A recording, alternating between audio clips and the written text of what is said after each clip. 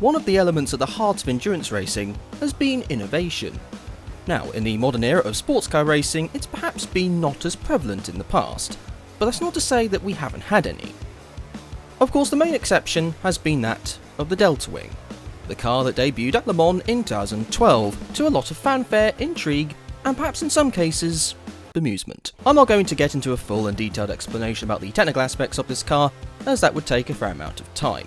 But to give a fairly short summary, compared to a more conventional prototype endurance racer, it would have less power, but it would be much lighter, and be shaped in such a way as to put as minimal drag on the car as possible.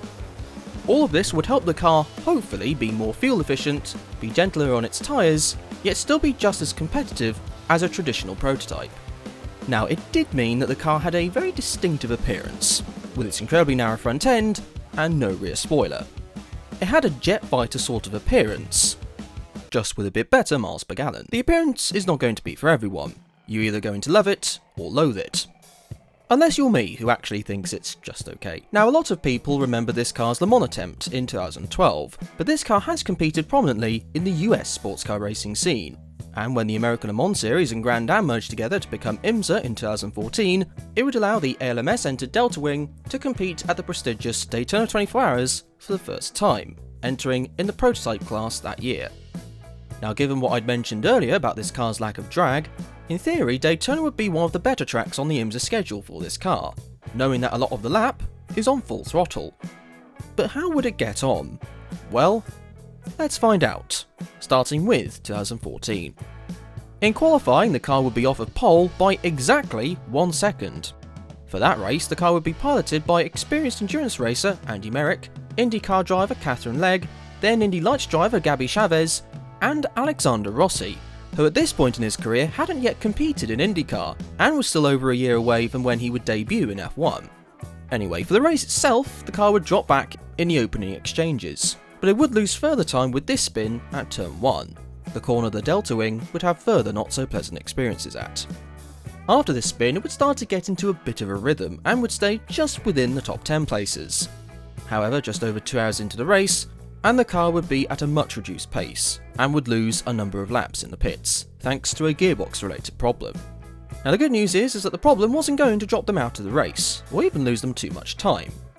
I mean, their chances of a decent finishing position had subsided somewhat, but that probably wasn't the main thing for the car in this particular event this year. After the race was stopped for an hour due to an awful crash from Memo Gidley and Matteo Malicelli, the DeltaWing would find the wall, heading nose first into the tyres. It would carry on, but its distinctly pointy front end did look the worse for wear. A new front end later, and the car was back out in rather quick time. But then around 7 hours into the race, the car was back behind the wall, with potentially some sort of boost gremlin. Then, just over halfway into the race, and off camera, the car would come to a stop, with Catherine Legg saying that the car had lost drive. The car would be repaired before having to go into the garage again, and finally, a transmission failure would put an end to this race, having retired after completing 288 laps. So one Daytona 24 Hours down, and it's not been all that rosy. Maybe 2015 would be better. And the good news right off the bat is that qualifying was a fairly dramatic improvement, with Gabby Chavez collecting a very impressive 5th place and being just over 4/10 off of the pole time. So already, some promising signs, and it also had a fairly snazzy looking livery as well, which, as any hardcore race fan knows, the better looking the race car, the faster it goes. Right? When the race got going and settled into a rhythm, the DeltaWing was able to stay with the lead pack, but it couldn't really leave an impression on the cars in front of it on pure pace, albeit again a much more positive showing thus far. However, whilst in a very impressive 4th place, it had to make a pit stop, as the right rear in particular had an issue. But the problems would get significantly worse not much later. A gearbox issue would again send the car into a retirement. Andy Merrick, Catherine Legg, Gabby Chavez and Memo Rojas' race would end having completed 42 laps, and would end up last overall in the field if you were to ignore the cars that got disqualified. Signs of promise in a lot of areas, but nonetheless, a rather brutal experience for this team. And I think with that, it's about time we see how 2016 would end up going, in what was almost certainly going to be the last year that the DeltaWing would be able to compete at this race, given new regulation changes to the top class of IMSA would render the DeltaWing almost ineligible to compete. In qualifying, the team would not set a lap time, although this was probably intentional because the qualifying session took place in rather soggy conditions, and the GTLM cars would end up setting the fastest times overall, so this was possibly the most sensible decision in this scenario. But for the 4 drivers of Andy Merrick, Catherine Legg, Sean Rahal and Andreas Wirth, the race would take place in much drier conditions. When the race got going, the DeltaWing showed really impressive performance, and at the end of the first hour, it would be in the lead. It was in a fierce fight for the lead, trading first and second on a regular basis, and as night fell, the battle would continue. Then coming towards the point of completing 4 hours, at the entrance to turn 1, a prototype challenge car was stuck in an incredibly awkward position. Car after car managed to do a fantastic job at avoiding the stricken vehicle, except one. And you can probably guess which one I'm about to refer to. Andy Merrick rammed into the prototype challenge car, heavily damaging the DeltaWing in the process.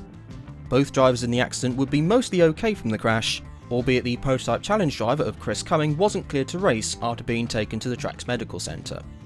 The DeltaWing's race, though, was over. A phenomenal start to the race would end up producing the same dispiriting results like the other 2 Daytona 24-hour races. Now with that being said, the DeltaWing would compete in numerous other IMSA races in its history. And if you would like to see me do a video on how the DeltaWing did across those entire seasons, then say in the comment section down below. Plus, if you did enjoy this video, then I'd be incredibly appreciative if you did hit the like and subscribe buttons. Also, as a side note, wouldn't it be great if we got more innovative and creatively designed race cars like this compete in endurance racing? Just saying. However, until the next video, be kind to each other and enjoy the rest of your day.